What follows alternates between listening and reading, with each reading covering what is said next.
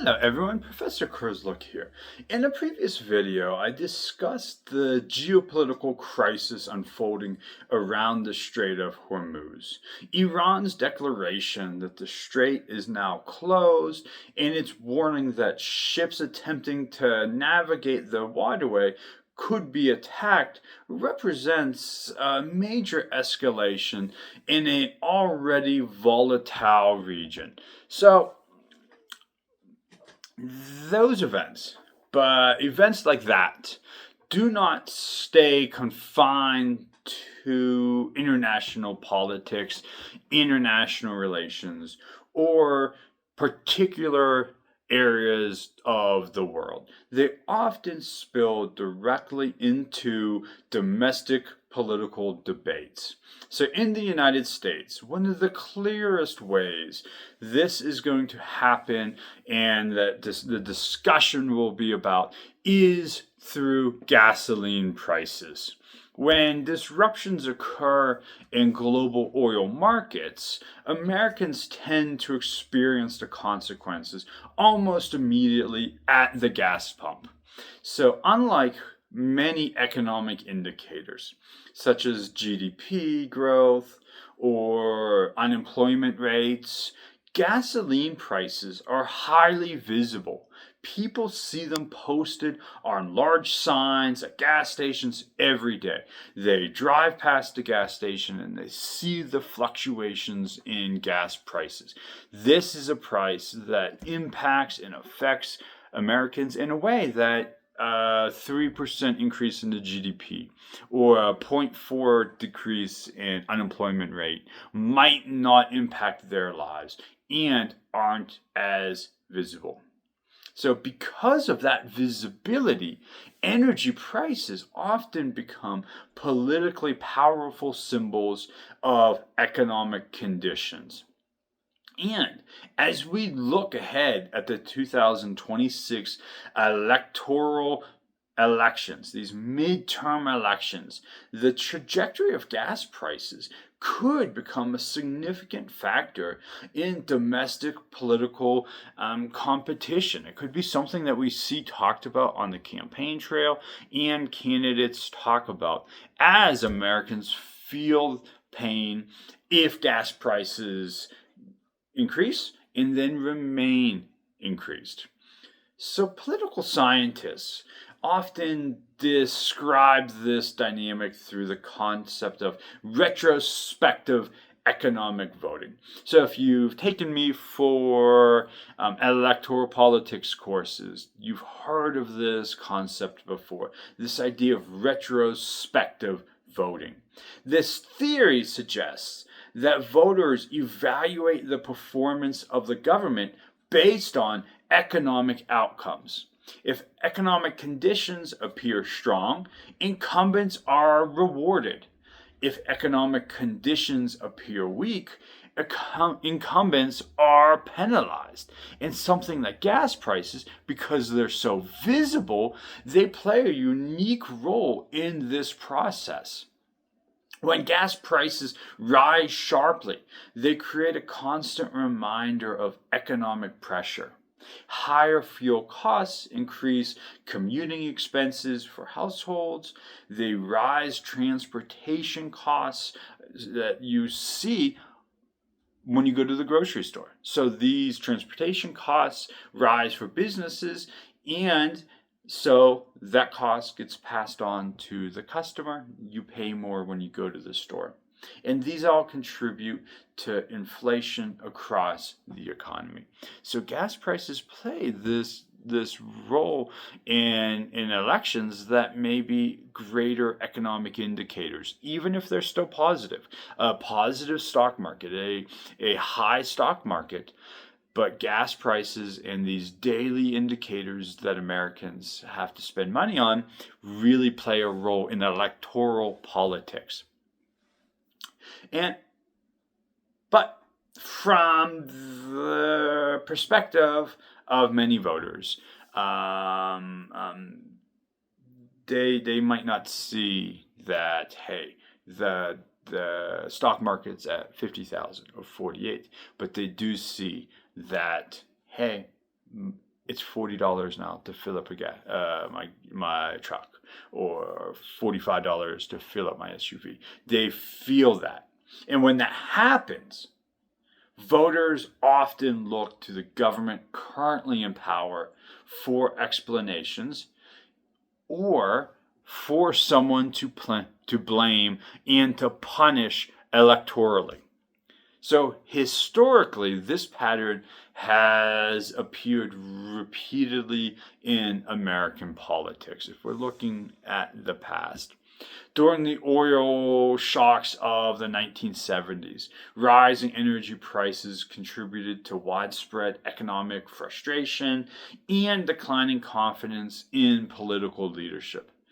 In 2008, soaring oil prices became a central issue in the presidential campaign as gasoline costs exceeded $4 per gallon across much of the country. Voters see this and they get mad.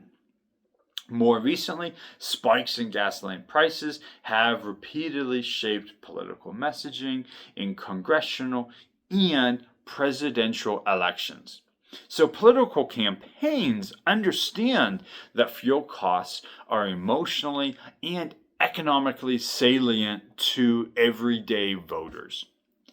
What makes the current moment particularly interesting politically is that Republicans control the presidency and Congress. That means if gasoline prices rise significantly and remain elevated throughout through 2026 here up until elections, the party in power, the Republican Party, because they control so much power, could face pretty dire political consequences. And we're already in an environment where the Republican Party has been projected to suffer some pretty big losses in the House of Representatives and maybe even in the Senate. We've started seeing projections and newspaper accounts about could Republicans lose the Senate? Projections and newspaper accounts arguing that Republicans are probably going to lose the House. And so now, if the war in the Middle East causes gasoline prices to go up, and Americans are already facing increased costs from heating their home, increased costs in other segments of the economy, this could have pretty dire political and electoral consequences to the Republican Party. So, and this isn't just, this wouldn't just be unique to Republicans. It is a structural feature of democratic politics.